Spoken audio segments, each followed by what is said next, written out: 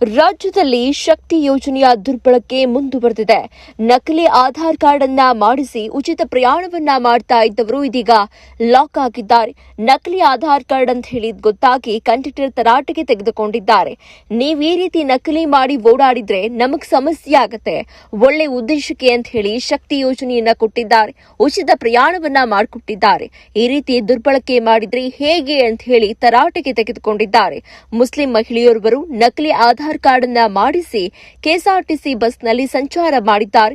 ಪರಿಶೀಲನೆ ವೇಳೆ ಆಧಾರ್ ಕಾರ್ಡ್ ನಕಲಿ ಅಂತ ಗೊತ್ತಾಗಿದ್ದು ಕೆಂಡಾಮಂಡಲರಾದಂತಹ ಕಂಡಕ್ಟರ್ ಹಾಗೇನೆ ಡ್ರೈವರ್ ತರಾಟೆಯನ್ನ ತೆಗೆದುಕೊಂಡಿದ್ದಾರೆ. ಕಂಡಕ್ಟರ್ ಈ ರೀತಿ ಮಾಡಿ ನಮಗ್ ತೊಂದರೆ ಮಾಡ್ತೀರಾ, ಸರ್ಕಾರಕ್ಕೆ ಮೋಸ ಮಾಡ್ತಾ ಇದ್ದೀರಾ ಅಂತ ಹೇಳಿ ಬೈಗುಳವನ್ನ ನೀಡಿದ್ದಾರೆ. ಜೊತೆಗೆ ಈ ಎಲ್ಲಾ ದೃಶ್ಯವನ್ನ ಕಳ್ಳಾಟವನ್ನ ಡ್ರೈವರ್ ತಮ್ಮ ಕ್ಯಾಮೆರಾದಲ್ಲಿ ಸೆರೆ ಹಿಡಿದಿದ್ದಾರೆ.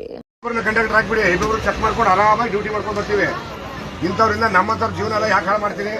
ಸರ್ಕಾರ ಇದ್ರ ಬದಲ ಮ್ಯಾನೇಜ್ಮೆಂಟ್ ಎಚ್ಚೆತ್ತುಕೋಬೇಕು. ನನ್ನ ರಿಕ್ವೆಸ್ಟ್ ಇದು, ಅಮ್ಮಲ್ಲಿ ರಿಕ್ವೆಸ್ಟ್. ಬೇರೆಯವ್ರಿಗೂ ಇದೇ ತರ ಆಗಬಾರ್ದು.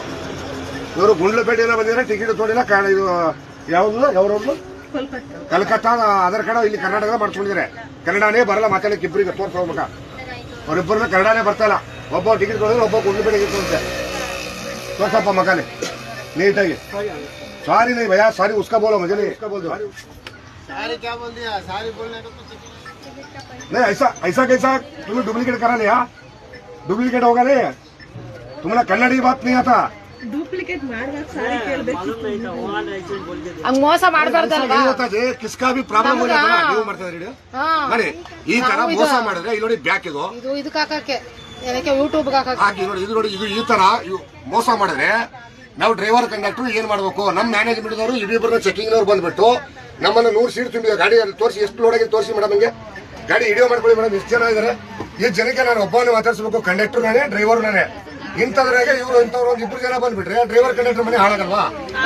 ಹಾಳಾಗತ್ತೆ ತಾನೆ. ನಾವು ಬಡ ಕುಟುಂಬದವರು ಬಂದವರು, ನಾವೇನು ಶ್ರೀಮಂತರಿಲ್ಲ. ಇಲ್ಲಿ 3 ತಿಂಗಳು ಮನೇಲಿ SB ಕುಡಿಸಿದ್ರೆ ನಮಗೆ ಲಾಸು. ಮ್ಯಾನೇಜ್ಮೆಂಟ್ ದವರು ಇದ್ರ ಬದಲ ಕ್ರಮ ತಗೋಬೇಕು. ಓಕೆ.